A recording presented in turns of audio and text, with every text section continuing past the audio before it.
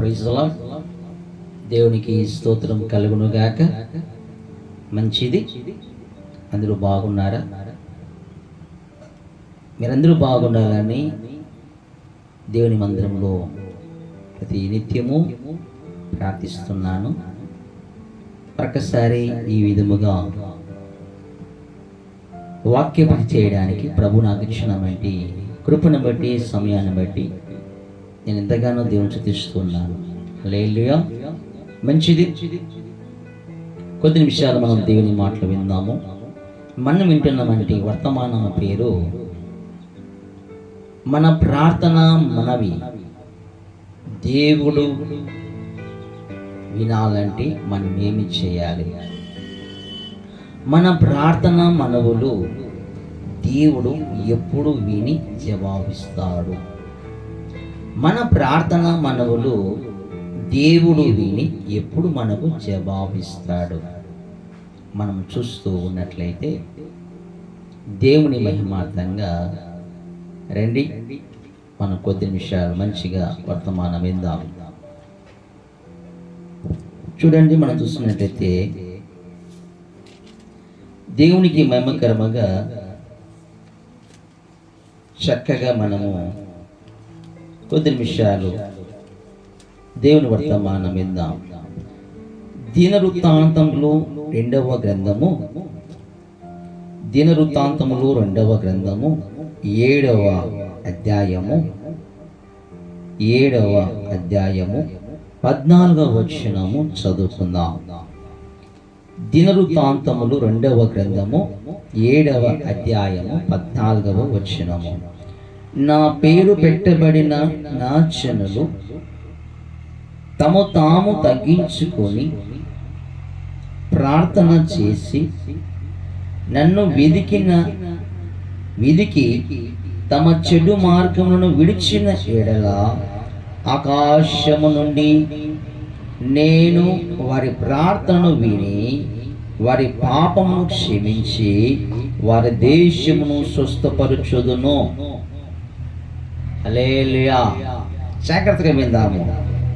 నా పేరు పెట్టబడిన నా జనులు, ఆయన పేరు పెట్టబడిన నా జనులు ఎవరు? ఆయన జనులు ఆయన మార్గములో నడుస్తున్నవంటి ప్రజలు, క్రీస్తును అంగీకరించినవంటి జనులు, తము తాము తగ్గించుకొని ఏం చేయమంటున్నాడు? తము తాము తగ్గించుకొని దేవుని జనాంగముగా నీవు జీవిస్తూ ఉండవచ్చు.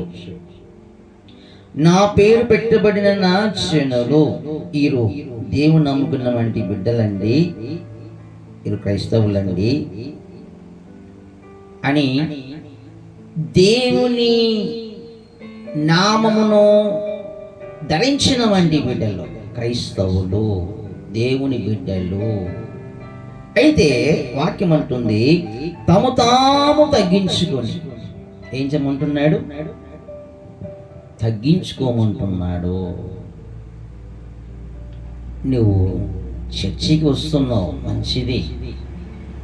అయితే వాక్యం అంటుంది నీ ప్రార్థన దేవుడు విని, నీ ప్రార్థన మనవి దేవుడు అంగీకరించి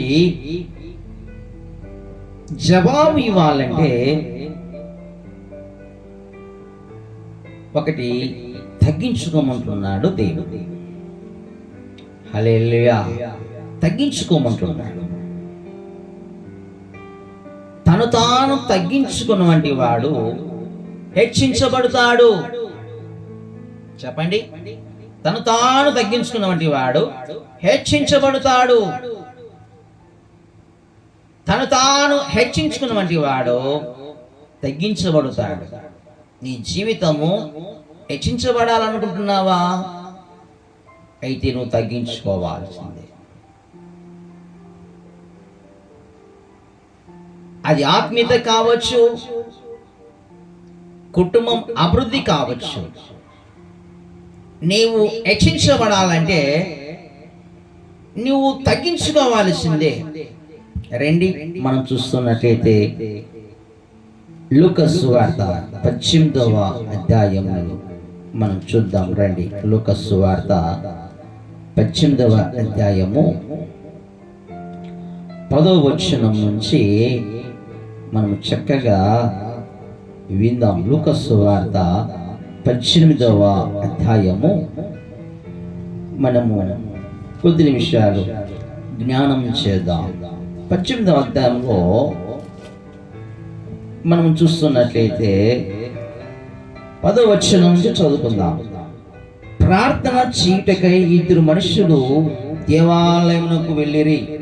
వారిలో ఒకడు పరిసయ్యుడు, ఒకడు సుంకరి.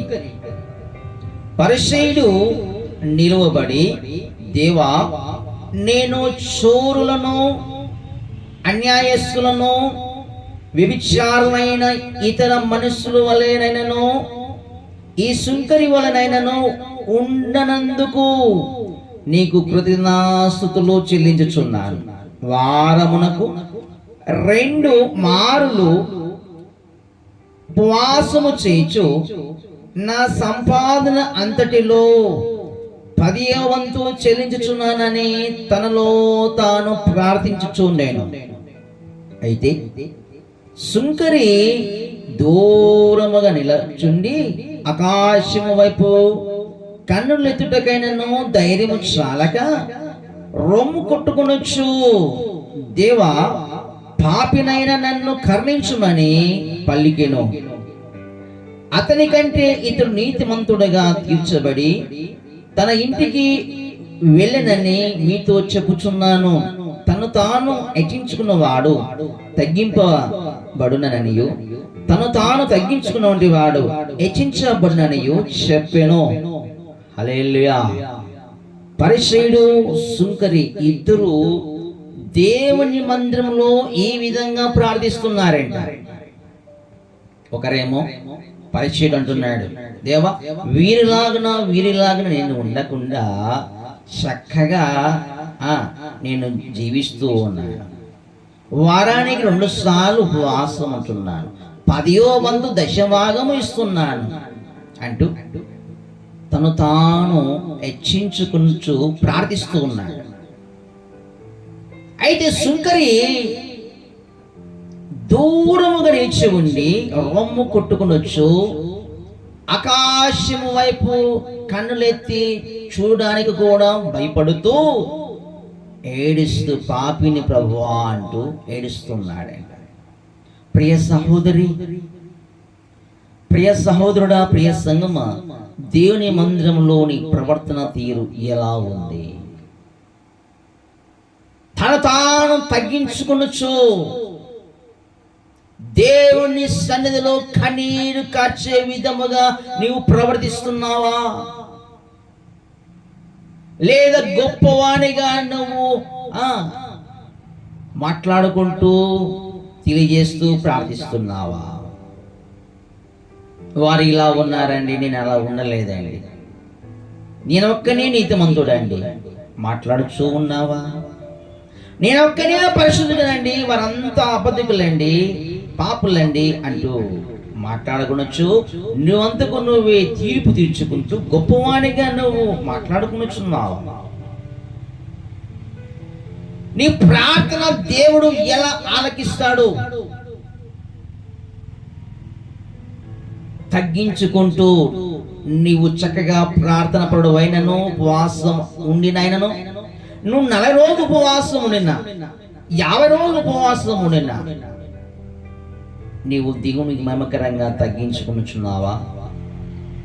సంఘంలో నేను అక్కడే ఉన్నానండి ఉపవాసము 40 రోజులు అంటూ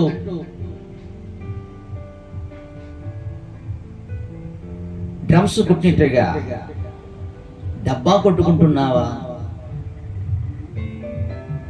నేనే దశభాగం ఇస్తున్నానండి, మా సంఘంలో ఎవరు ఇవ్వనండి అంటూ డబ్బా కొట్టుచున్నావా? నీ ఉపవాసం ఉండినను, దశభాగం ఇచ్చినను, చక్కగా క్రమంగా చర్చికి వచ్చి నన్ను ఎంత పని చేసినను దేవునికి మహిమకరంగా నువ్వు తగ్గించుకోవాల్సిందే. నీవు లక్షలు దేవునికి ఇచ్చిన, ప్రథమ ఫలములు దేవునికి ఇచ్చిన, దశమ భాగం దేవునికి ఇచ్చిన, ఉపవాసం ఉండినను నువ్వు దేవునికి మహిమకరంగా తగ్గించుకోవాల్సిందే. తగ్గించుకోకుండా నువ్వు డప్పముగా కొట్టుకున్నట్లయితే ఇదిగో నీ ప్రార్థన దేవుడు పక్కన పెట్టేస్తాడు. నువ్వు నీతిమంతులుగా తీర్చబడలేవు. చర్చికి వచ్చేది నీతిమంతులుగా తీర్చబడికి కాదా, పరిశుద్ధులుగా ఉండడానికి కాదా, దేవుని సన్నిధిలో దీవించబడికి కాదా. మనం ఈ విధంగా దీవించబడాలంటే తగ్గింపు చాలా ఇంపార్టెంట్. చెప్పండి, తగ్గింపు చాలా ఇంపార్టెంట్, చాలా ఇంపార్టెంట్ తగ్గింపు అనేది. ఆ తగ్గింపు ఎవరైతే కలిగి ఉంటాడో, సేవకుల దగ్గర మాట్లాడుతున్నప్పుడు, సంఘంలో పనిచేస్తున్నప్పుడు ఎంత తగ్గించుకొని వినయ మనసు కలిగి ప్రార్థన చేసుకుంటూ జీవిస్తూ ఉంటారో వారి ప్రార్థన మాత్రమే దేవుడు వింటాడు. తెలుసా మీకు? హల్లెలూయా. నీ లేకపోతే సంఘమే లేదండి, నీ లేకపోతే మా సేవకుడే లేడండి అనొద్దు. నువ్వు కాకపోతే దేవుడు మోకం లేకుంటాడు. హల్లెలూయా. అర్థమవుతుందా? అలాంటి గర్వ మాట మనం పలకవద్దు. తగ్గింపు అనేది చాలా ఇంపార్టెంట్. దేవుని కృపండి. మందిరానికి వెళ్తున్నామంటే దేవుని కృపండి. ఈ విధంగా మాకు జాబ్ వచ్చిందంటే దేవుని కృపండి. పిల్లలు పుట్టారంటే దేవుని కృపండి అని దయ అండి. ఏ పాటి వారం అండి మేము? యోగ్యులం కదా, ఎన్నిక లేని మంది వారం కదా. దేవుని సన్నిధిలో తగ్గించుకుంటూ ప్రవ్వా ఎక్కడైనా దోషం అనుకున్నట్టు మమ్మల్ని క్షమించు ప్రవ్వా.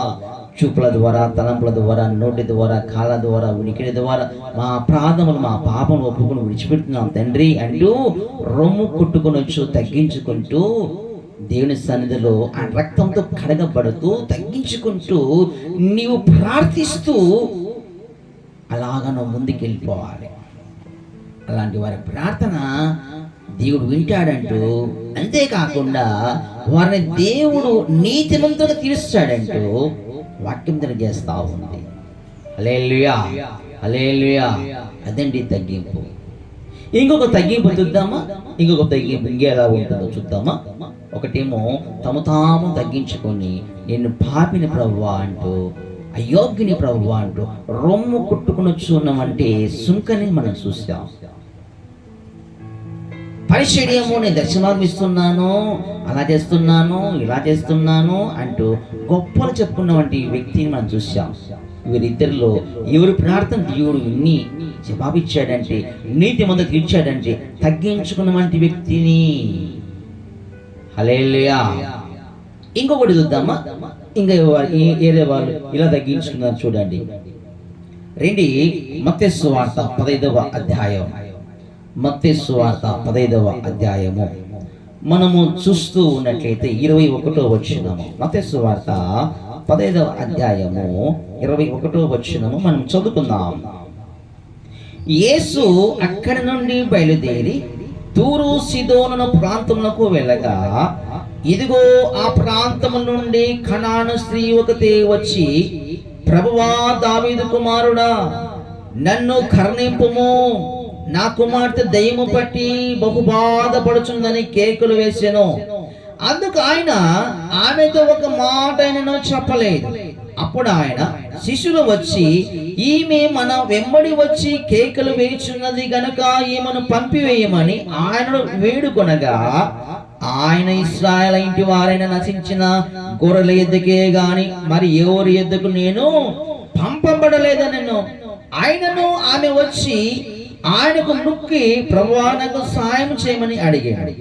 అందుకు ఆయన పిల్లల రొట్టె తీసుకుని కుక్క పిల్లలకు వేయుట యుక్తము కాదని చెప్పగా, ఆమె నిజమే ప్రభువా, కుక్క పిల్లలు కూడా తమ యజమానుల బల్ల మీద నుండి పడుముక్కలు తిను కదా అని చెప్పాను. అందుకు యేసు, అమ్మా, నీ విశ్వాసము గొప్పది, నీవు కోరినట్టే నీకు అవునుగాక అని ఆమెతో చెప్పాను. ఆ గడియలోని ఆమె కుమార్తె స్వస్థనుందెను. హల్లెలూయా. కనాను స్త్రీ యేసు ప్రభు దగ్గరికి వచ్చింది. యేసు ప్రభు వారు అక్కడ బోధించి ఆయన ఏ వీధి గుండా వెళ్ళిపోతున్నాడో, ఏ జిల్లా ఎద్దుకు వెళ్ళిపోతున్నాడో ఆమె వెంబడిస్తానే ఉంది. ప్రభువా నాకు సాయం చేయి, ప్రభువా నాకు సాయం చేయి, ప్రభువా నాకు సాయం చేయి అని ప్రార్థిస్తా ఉంది.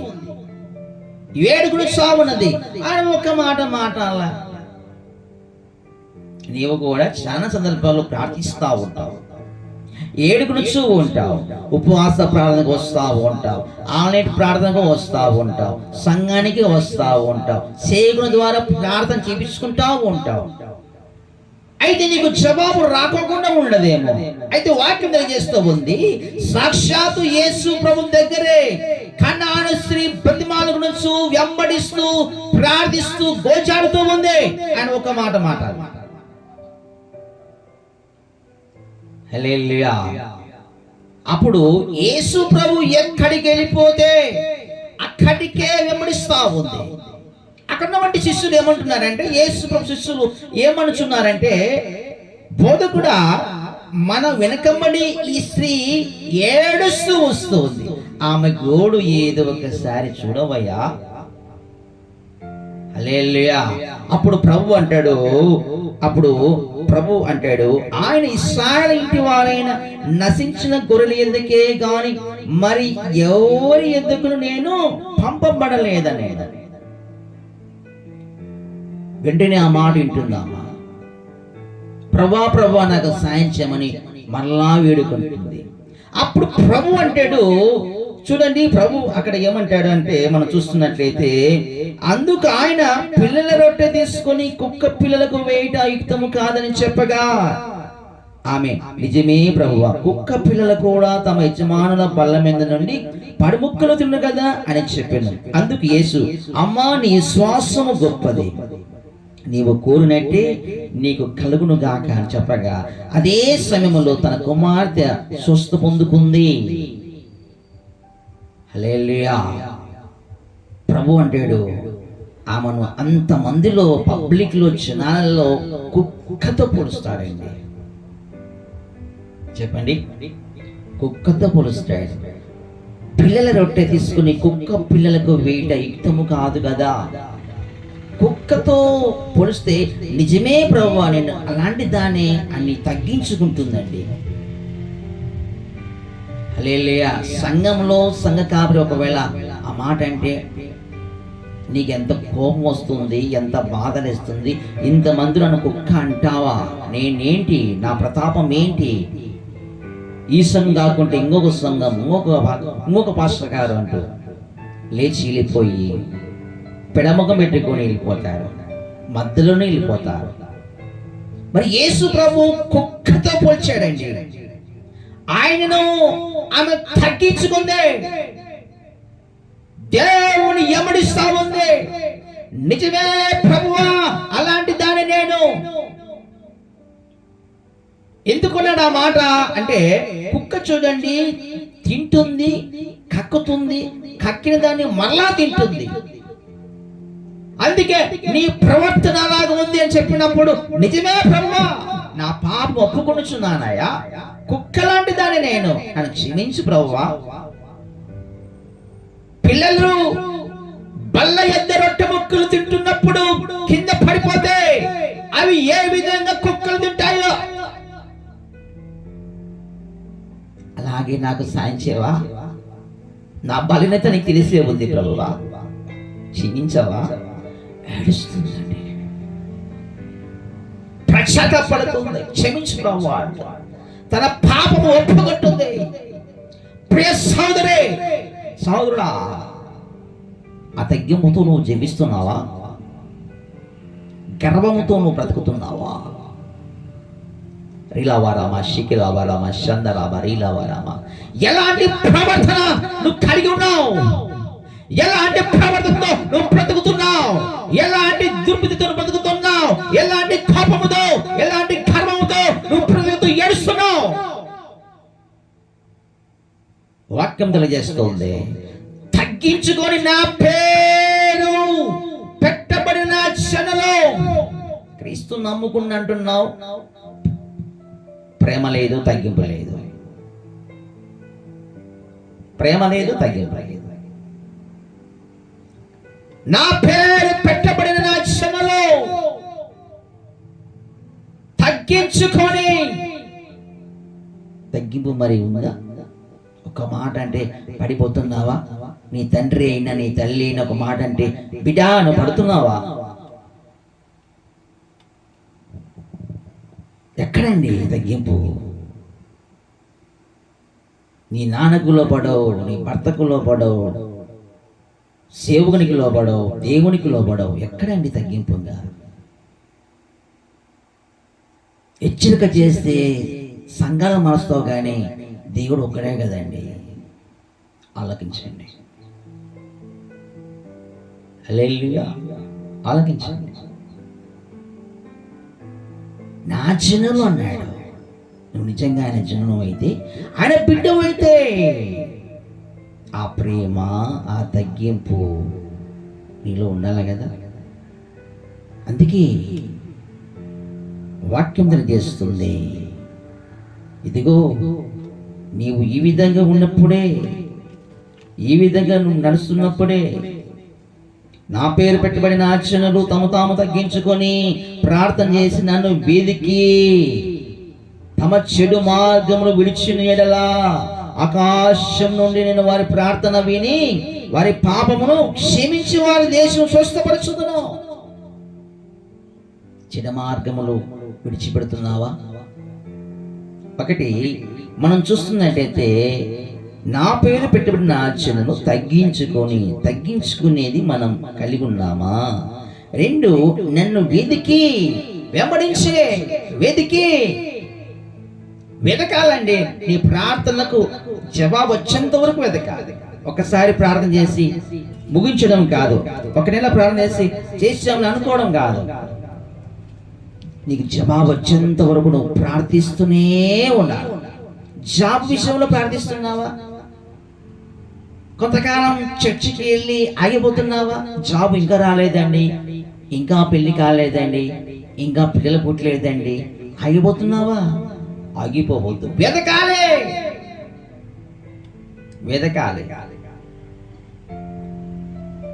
వెతుకుతూ ఎవరిని? ఆయనను, దేవుని యేసును వెతుకుతూ దేవుని సన్నిధిలో ప్రార్థన చేస్తూ, ఉదయకాలంలో ప్రార్థన చేసుకుంటూ, ప్రాతఃకాల సమయంలో ప్రార్థన చేసుకుంటూ, దేవుని సన్నిధికి వస్తూ ఆయన వెతుకుతూ, ప్రభువా నాకు సాయం చేయవా, నా భర్త ఇలాంటి వాడయ్యా, నా భర్త తాగబోతుడు ప్రభువా, అయ్యా మమ్మల్ని పట్టించుకోలేదు నాయన, నా పిల్లలు నా మాట వినలేదయ్యా, సాయం చేయవా అంటూ దేవుని సన్నిధిలో వెతుకుతూ, ఆయన వెతుకుతూ నాకు సాయం చేయవా అంటూ నీవు ప్రార్థన చేసుకుంటూ వెతకాలండి దేవుని. హల్లెలూయా, దేవుని మనం వెతకాలి. ఒకటి తగ్గించుకొని, రెండు వెతుకుచు. నువ్వు ఎవరిని వెతుకుతున్నావు? డబ్బునా? ఎవరిని వెతుకుతున్నావు? లోకమునా? అందాన్ని? ఎవరిని వెతుకుతున్నావు? దేవుణ్ణా? నీకు జాబ్ కావాలి, మంచిదే, జాబ్ ఎదుకుంటూ వెళ్ళిపోవడం కాదు, కానీ మొదట దేవుని వెతికి నాకు మంచి జాబ్ దయచేయి, అప్పులున్నాయి ప్రభువా, అప్పులన్నీ తొలగించండి అంటూ దేవుని సన్నిధిలో నువ్వు ప్రార్థన చేసుకుంటూ దేవుని వెతకాలండి. తర్వాత ప్రార్థన చేసుకొని దేవుని మార్గంగా నువ్వు పని చేయాలి. నాకు సాయం చేయవా? దేవుని అడగాలండి, దేవుని అడగాలి. హల్లెలూయా. చూడండి, ఒక చోట మనం చూస్తున్నట్టయితే పాత నిబంధన గ్రంథంలో సౌలు గార్ధంలో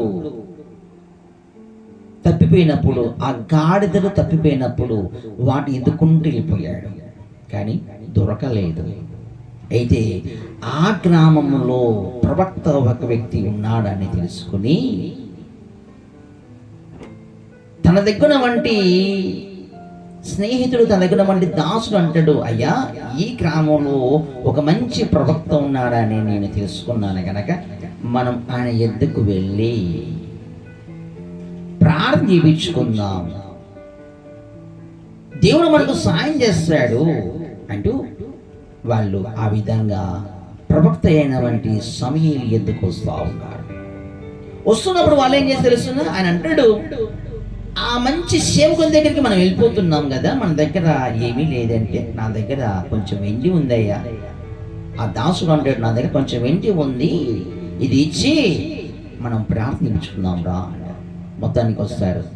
వచ్చేటప్పుడే ఆ సమయంలో ప్రవక్త మాట్లాడతాడు, మీరు దేవుని వెతుకుతూ ఇక్కడికి వస్తూ ఉన్నప్పుడు మీ మనస్సు గాడిదల వైపు తిప్పి ఎదుగుతున్నప్పుడు మీకు దొరకలేదు.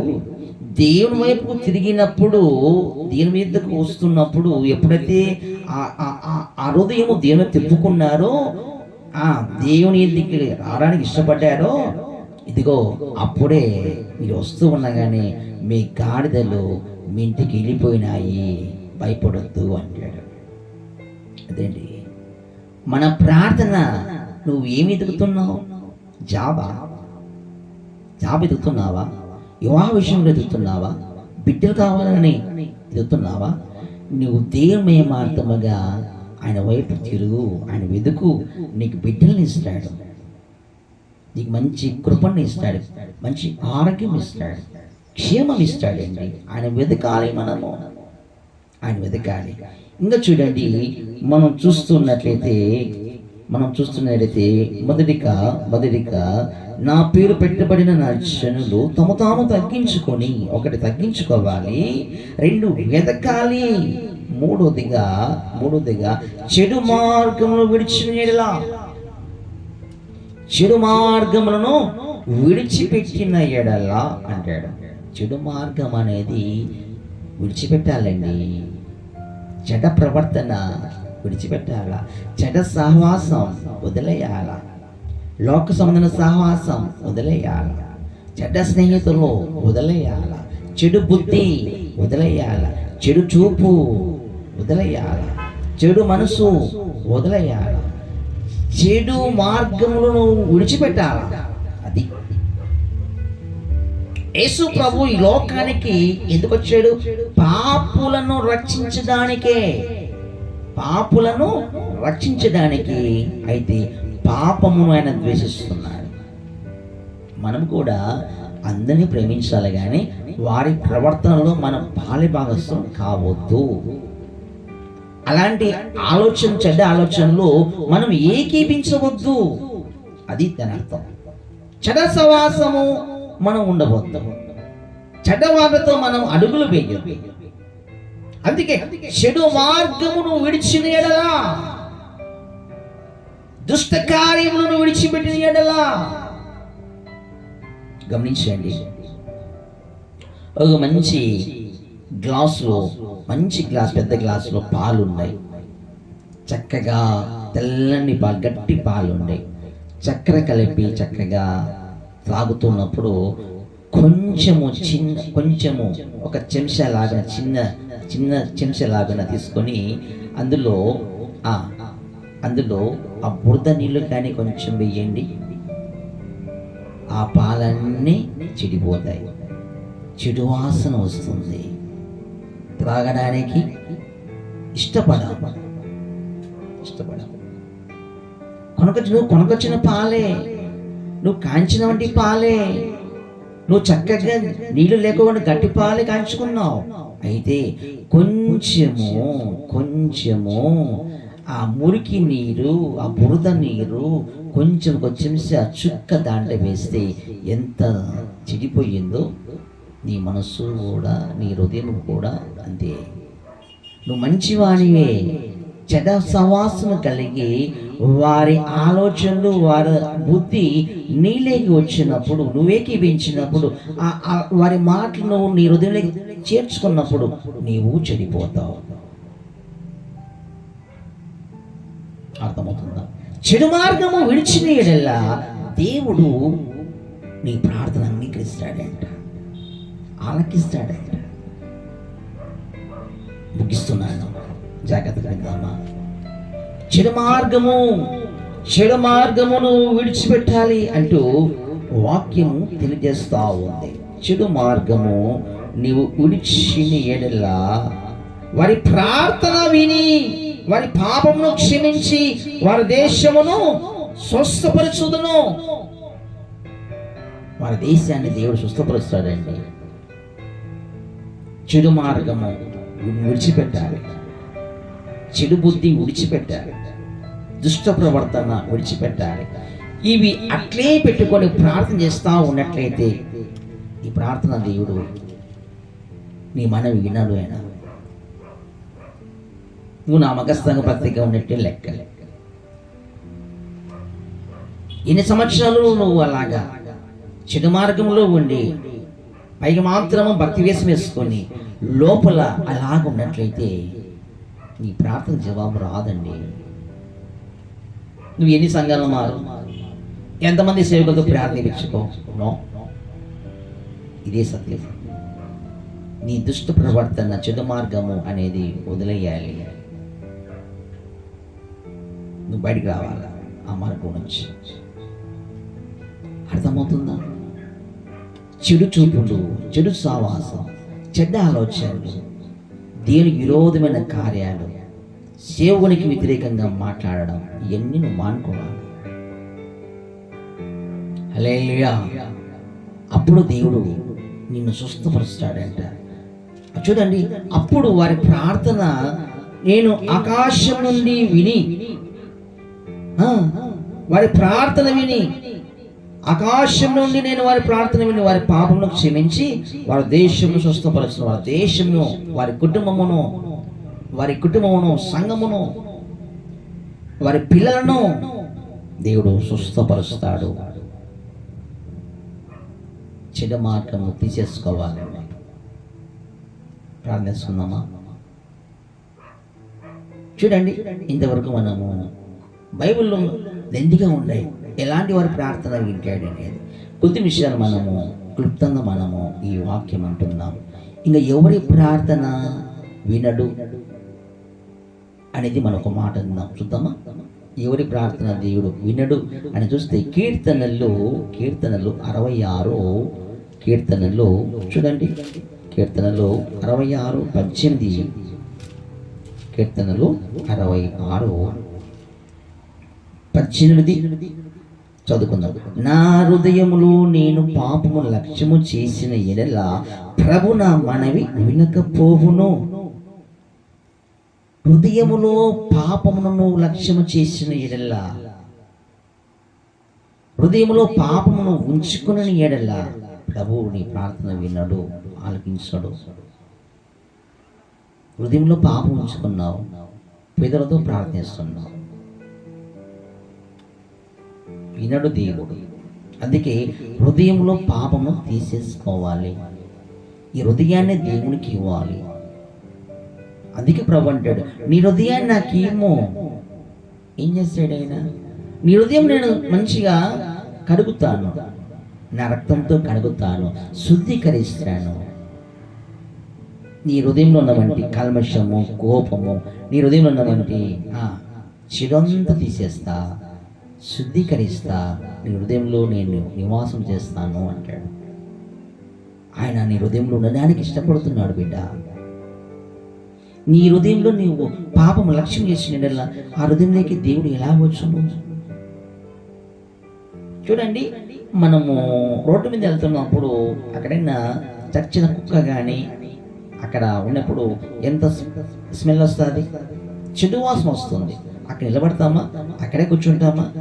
అక్కడి నుంచి పరిగెత్తాం, తట్టుకోలేక వాసన. అర్థమవుతుందా? చెడు వాసన ఉన్న చోట మనం నిలవలేము. దేవుడు కూడా చెడ్డ ప్రవర్తన ఉంచుకున్న వంటి వారి హృదయంలో దేవుడు ఉండడు. వారిని టచ్ చేయలేదు, అంటే వారిని వారి దగ్గరికి రాడు దేవుడు. వారిని దేవుడు ముట్టడు. ఎప్పుడు నేను తాకుతాడు, ఎప్పుడు నిన్ను ముట్టుతాడు, ఎప్పుడు నీ హృదయంలోకి వస్తాడంటే, నన్ను క్షమించండి ప్రభువా, నా చెడ్డ ప్రవర్తన తొలగించుకున్నచున్నాను, నా హృదయాన్ని అప్పగిస్తున్నాను, నన్ను శుద్ధీకరించే ప్రభువా అని కన్నీరు కారుస్తూ ఏడుస్తున్నప్పుడు దేవుని నీళ్ళకి వస్తాడు. హల్లెలూయా. అందుకే ఆ మాట మనకు కనబడుతుంది. మనం కీర్తనలు మనం చూస్తున్నట్లయితే 66వ కీర్తన 18వ వచనంలో, నా హృదయంలో నేను పాపమును లక్ష్యము చేసిన యెడల ప్రభు నా మనవి వినకపోవును. 19వ వచనం 20వ వచనం చూడండి. నిశ్చయముగా దేవుడు నా మనవి అంగీకరించి ఉన్నాడు, ఆయన నా విజ్ఞాపన ఆలకించి ఉన్నాడు. దేవుడు నా ప్రార్థనను త్రోసివేయలేదు, నా యొద్ద నుండి తన కృపను తొలగింపలేదు, ఆయన సన్నతింపబడును గాక అంటాడు. అంటే నా ప్రార్థన దేవుడు తీసివేయలేదు, నా ప్రార్థన దేవుడు త్రోసివేయలేదు, ఆయన కృప తీసివేయలేదు అంటాడు. అంటే తన తప్పును ఒప్పుకొని పశ్చాత్తాపడుతున్నాడు. క్షమించండి ప్రభువా, నిజమే అంటూ ఏడుస్తున్నాడండి. ఒకవేళ ఎక్కడైనా పొరపాటు చేసావా, పాపం చేసావా, ఈ తప్పును ఒప్పుకొని పశ్చాత్తాపడి ఏడువు వీడా, ఏడిచి ఆ పాపను వదులుకో. దేవుడిని ప్రార్థన అంగీకరిస్తాడు. త్రోసివేయుడు నీ ప్రార్థన మనం విని నీకు జవాబిస్తాడు. అర్థమవుతుందా? గమనించండి. ఒకటి మనం చూస్తున్నట్లయితే తగ్గించుకోవాలి. తగ్గించుకున్న వంటి వారి ప్రార్థన మనవి ప్రభు వింటాడంటూ వాక్యం తెలియజేస్తూ ఉంది. చెడు మార్గమును విడిచిపెట్టాలి. అలాగే చెడు మార్గం విడిచిపెట్టాలి. పాపమును మన హృదయంలో ఉంచుకోవద్దు. ఉంచుకుని ఎడల ఆయన మనవి ఆలకింపడు. పాపం మన హృదయం నుంచి తీసేసుకోవాలి. ఇంకా చూడండి, 4వది ఈ మాట చదివేసి ముగిస్తాను. కీర్తనలో 91వ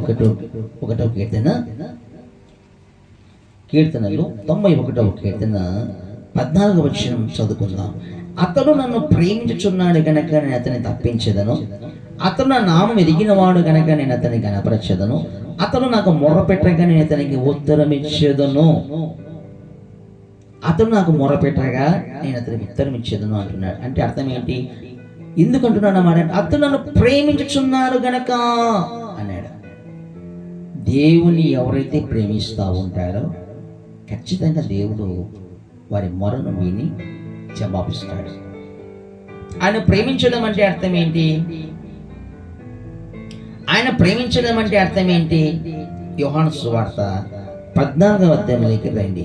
యోహాను సువార్త 14వ అధ్యాయము మనము చూస్తూ ఉన్నట్లయితే అక్కడ చక్కగా మనకు ఒక మాట మనకు కనబడుతుంది. యోహాను సువార్త 14వ అధ్యాయము 15వ వచనం, మీరు నన్ను ప్రేమించిన యెడల నా ఆజ్ఞలను గైకొందురు, నేను తండ్రిని వేడుకొందును, మీ యొద్ద ఎల్లప్పుడూ ఉండుటకై ఆయన వేరొక ఆదరణకర్తను అనగా సత్యస్వరూపియగు ఆత్మను మీకు అనుగ్రహించును. హల్లెలూయా. ప్రభును మనం ప్రేమించిన యెడల ఆయన ఆజ్ఞలు గైకొందురు అన్నాడు. ఆయన ఆజ్ఞ ప్రకారంగా మనం నడుస్తూ ఉన్నట్లయితే మనము ఆయన ప్రేమించినట్టు లెక్క. ఆయనను ప్రేమించు వారిని వారి ప్రార్థన నేను వింటాను అన్నాడు. వారు నాకు మొరపెట్టగా నేను ఆలకించేదను, వారికి ఉత్తరం ఇచ్చేదను అన్నాడు. అర్థమవుతుందా? తగ్గించుకోవాలి. దేని మారుతాముగా దేనికి లోబడిపోవాలి, తగ్గించుకోవాలి. చూడండి, తగ్గించుకొని మనము దేవునికి మహిమకరంగా మన పాపము విడిచిపెట్టాలి. మన పాపములు వదులుకోవాలి, తీసేసుకోవాలి. బిడా పాపమును హృదయంలో లక్ష్యముగా ఉంచుకోవద్దు. ఆ పాపమును, ఆ కీడును తీసేసుకోవాలి. అతిక్రమములే పాపము. ఆజ్ఞ అతిక్రమమే పాపము. అతిక్రమంగా బ్రతకబోదు. గమనించండి, దేవునికి మహిమకరంగా ఆయన మనం వెతకాలి. తగ్గించుకొని వెతికి ఆయన వైపు చూస్తూ పాపము లక్ష్యం చేయకోకుండా ఆ పాపం తీసేసుకొని చెడు మార్గములను విడిచిపెట్టి, చెడు కార్యం విడిచిపెట్టి మనం ఆయన ప్రేమించాలి. హల్లెలూయా. అర్థమవుతుందా? మనం చూస్తున్నట్లయితే ఆయన ప్రేమించు వారిని ఆయన తప్పిస్తాడంట. ఆ మాట మనకు చక్కగా కనపడుతుంది. అతను ప్రేమించుచున్నాడు గనక నేను తప్పించుతున్నాను. ఈ దాంట్లో నుంచి, కీడు నుంచి, నరకం నుంచి, ప్రమాదం నుంచి, అపాయం నుంచి దేవుడు తప్పిస్తాడు. నా మెరిగిన వాడు కనుక అతన్ని గణపరచెదను. అతను నాకు మొరపెట్టగానే అతనికి ఉత్తరం ఇచ్చేదను. నిన్ను గణపరుస్తాడు, ఉత్తరం ఇస్తాడు, దేవుడు జవాబిస్తాడు. అర్థమవుతుందా? ఈ విధంగా ఉన్నావు, నేను ప్రార్థిస్తున్నానయ్యా అంటున్నావు. మరి దీన్ని ఏమైనా తగ్గించుకుంటున్నావా? దుర్మార్గత నుండి నీవు దీనివైపు మళ్ళుకుంటున్నావా? చెడు కార్యం విడిచిపెడుతున్నావా? దేవుని వెతుకుతున్నావా? నీ హృదయంలో పాపమును తీసేసుకున్నావా? పాపముని లక్ష్యముగా ఉంచుకున్నావా? నా హృదయంలో పాపము లక్ష్యంగా ఉంచుకునేలా నా మనవి దేవుడు ఆలకింపడు అని వాక్యం ఉంది కదా. ఏంటండి? పగతో పంతంతో నువ్వు నడుస్తున్నావా? నీ బ్రతుకంతా, నీ జీతం తట్లే ఉన్నావా? ఎట్లుంటాడండి దేవుడు? ద్వేషము, పగ, కుతంత్రాలతోనే సాధించాలంటూ అది లక్ష్యం పెట్టుకొని జీవిస్తున్నావా? ఎట్లుంటాడండి దేవుడు? తీసేసుకోవాలి కదా, ప్రేమించాలి కదా. దీన్ని ఏమార్థంగా ప్రతిగా కూడా నీ ఇరుగు పొరుగు వారిని వలె ప్రేమించమన్నాడు. ప్రేమిస్తున్నావా? దేవుని ప్రేమిస్తున్నావా? సేవకుని ప్రేమిస్తున్నావా? నీ బంధువుని ప్రేమిస్తున్నావా? వారు నన్ను ప్రేమించిన నా ఆజ్ఞ గైకొందును. ఇదిగో నేను మొరపెట్టుకొందును తండ్రి దగ్గర. ఉయరక ఆదరణకర్త ఇదిగో వారితో ఉండడానికి కూర్చును. అలాంటి వారి దగ్గర దేవుడు నివాసం ఉంటాడండి. ఆయన ప్రేమిస్తూ, ఆజ్ఞకు లోబడుతూ, చక్కగా నువ్వు భయపడుతున్నట్లయితే ప్రభువు నీతో ఉంటాడు. ద్వేషముతో, పగతో, కుతంత్రాలతో ఉంటే దేవునితో ఉన్నాడు. యేషపు చక్కగా ప్రేమించాడు. దేవుడు ఉన్నాడు. తన శత్రువును కూడా ప్రేమించాడు. మరి నువ్వు ప్రేమిస్తున్నావా? ప్రార్థిస్తున్నావా? నీ ప్రార్థన దేవుడు విని ఆలకించి జవాబు ఇవ్వాలంటే ఇదిగో ఈ విధంగా ఉండమన్నాడు దేవుడు. నా పేరు పెట్టబడిన నా జనులు తమ తాను తగ్గించుకొని ప్రార్థించిన యెడల ఇదిగో వారి దుష్ట ప్రవర్తనను తీసేసుకున్న యెడల, చెడ్డ మార్గం తీసేసుకున్న యెడల, దుష్ట కార్యమును తీసేసుకున్న యెడల, నా వైపు తిరిగిన యెడల,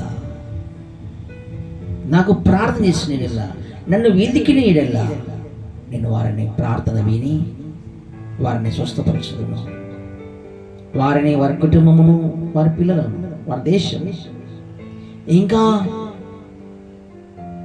ఎలాంటి వారి ప్రార్థన వింటాడు అంటే, ఎలాంటి వారి ప్రార్థన వినడు అంటే, పాపమును హృదయంలో లక్ష్యము చేసుకుని ఎడలా వారి మనవి వినడు అంటాడు.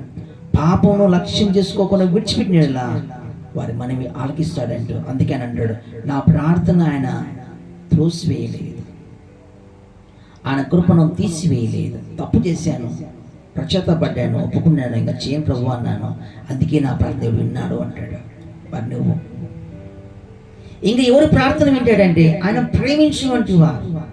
అతను ప్రేమించున్నాడు కనుక అతను తప్పిస్తాను, నా నామం ఎదిగిన వాడు కనుక అతన్ని గణపరుస్తాను, అతను నాకు ప్రార్థన చేయగా అతనికి నేను ఉత్తరం ఇచ్చేదను అన్నాడు. మరి దేవుని ప్రేమిస్తున్నావా బిడ్డ? ప్రార్థిస్తున్నామా? కళ్ళు మూసుకుందాం.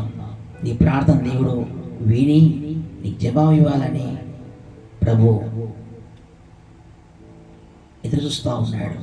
నీ ప్రార్థన దేవుడు, నువ్వు ప్రార్థిస్తున్నావు, అయితే నీ ప్రార్థనకు జవాబు ఇవ్వాలని ప్రభు ఆశపడుతున్నాడు.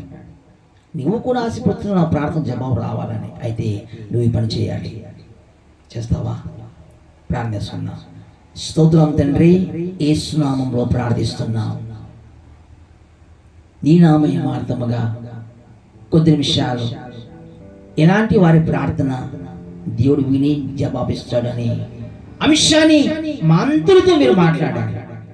ఎంతమంది ఈ వాక్యం విని ఉన్నారో, యేసు క్రీస్తు నామములో నీకు మహిమకరంగా వారు మంచిగా జీవించుదురు గాక, వారు స్వస్థ పొందుకుందురు గాక, వారి కోరికలు నీకు మహిమకరంగా నెరవేర్చబడును గాక, వారికి సంతోషము కలుగును గాక, సమాధానము కలుగును గాక, నెమ్మది కలుగును గాక, మీ కృపతో నింపబడును గాక, మీ ప్రేమతో నింపబడును గాక, ఆర్థిక విషయంలో వారు మంచిగా వర్ధిల్లుదురు గాక, ఆరోగ్య విషయంలో మీ కృప చూపును గాక, మీ దయతో నింపబడుదురు గాక. ఎంతమంది అనారోగ్యంతో బాధపడుతున్నారో, యేసు క్రీస్తు నామములో సంపూర్ణమైన విడుదల స్వస్థత యేసు నామములో కలుగును గాక. మీ కృపను, మీ ప్రేమను, మీ దయను, మీ కనికరమును, మీ వాత్సల్యతను యేసు నామములో రిలీజ్ చేస్తున్నాం. వివాహ విషయంలో ప్రార్థిస్తున్నారు ప్రభువా, ఈ సంవత్సరంలో నీకు మహిమకరంగా వారికి నీకు మహిమకరంగా వివాహము జరుగును గాక. ఎంతమంది సంతాన విషయంలో ప్రార్థిస్తున్నారు, యేసు నామములో గర్భద్వారం తెరబడును గాక. నేను ఉద్యోగం కోసం ప్రార్థిస్తున్నారు, యేసు నామములో వారికి ఉద్యోగం వచ్చును గాక. చక్కగా కృప చూపించి మీరు మహిమందుకోమని వారి ఆశలు నీకు మహిమకరంగా నెరవేర్చి వారి జవాబు ఇచ్చి మీ సాక్షి నిలబెట్టి వాడుకోమని యేసు నామములో ప్రార్థిస్తున్నాం తండ్రి, ఆమేన్. God bless you. దేవుని దీవించి ఆశ్రయించిన గాక. ఈ వాక్యం ద్వారా మీరు బలపరచబడ్డారని నమ్ముచున్నాను. దేవుడు మనందరితో మాట్లాడినాడు. దేవుడు ఇంకా మంచిగా మీకు సాయం చేస్తూ మీ హృదయాన్ని తృప్తిపరిచి దేవుడు మంచిగా మీ ప్రార్థన విని ఆలకించి జవాబు చక్కగా నీకు ఆయన మహిమకరంగా ప్రభు మీకు మంచిగా దేవుడు ఆయన సాయం చేస్తాడు. నేను రుడిగా నమ్ముచున్నాను. మంచిది. అలాగే సూర్యపల్లిలో మరి మందిరం కట్టబడుతూ ఉంది. ప్రార్థించగలరు. ఈ పరిచర్య అభివృద్ధి కోసం ప్రార్థన చేయండి, సహకరించండి. మందిరం కట్టబడుతుంది. మీరు కూడా దీని మేమార్థముగా దేవుడు మిమ్మల్ని ప్రేరేపించిన కొలది మరి మీరు కూడా మందిరం విషయంలో మీరు కూడా సపోర్ట్ చేయండి. మీరు ఫోన్పే నెంబర్ కూడా మీకు ఇస్తున్నాను. 9000 రాసుకోండి. 9000692633. మరొకసారి 9000692633. PhonePe number, Google pay number. మరి దీని అర్థంగా యెహోవా మందిరము నిమిత్తము నీకు మేలు చేసేదను చెల్లించిన ప్రకారంగా మరి ఆయన అన్యాచుడు కాదు, మందిరం కట్టబడుతుంది. మీరు ప్రార్థన చేయండి. మీకు కలిగిన వంటి మీ శక్తి కలిగది మరి ఈ నెంబర్కి మీరు ఫోన్పే చేయగలరు. మరి ప్రార్థన అవసరం ఉన్నట్లయితే మాకు ఇదే నెంబర్ వాట్సాప్ నెంబర్, మరి వాట్సాప్ నెంబర్కి కూడా మీరు అలాగా మెసేజ్ లాగా పంపించండి. అలాగే యూట్యూబ్ కూడా సబ్స్క్రైబ్ చేసుకోండి, ఇతరులకు షేర్ చేయండి. మరి ప్రభు రాబోతున్నాడు. దీని మహిమార్థంగా మనందరం కూడా పరిచయంలో వాడబడతాము. మీరు సహకరించండి. మాకు ఇచ్చిన వంటి ఆశీర్వాదము, మా మీద వంటి అభిషేకము దేవుడు మిమ్మల్ని కూడా ఆశ్రయిస్తాడు. అదే అభిషేకంతో ప్రభు మిమ్మల్ని కూడా బలంగా వాడుకుంటాడు. ఈ పరిచర్యలో మీరు కూడా పాలి భాగస్వాములు అవుతూ దేవుని మహిమకరంగా రాజ్యాన్ని కడుదాం. దేవుడు అలాంటి కృప ప్రభు మీకు ఇచ్చి అనుగ్రహించి ఆయన నామము కనపరచబడును గాక. ఆమేన్. God bless you. మీకు అందరికీ వందనాలు.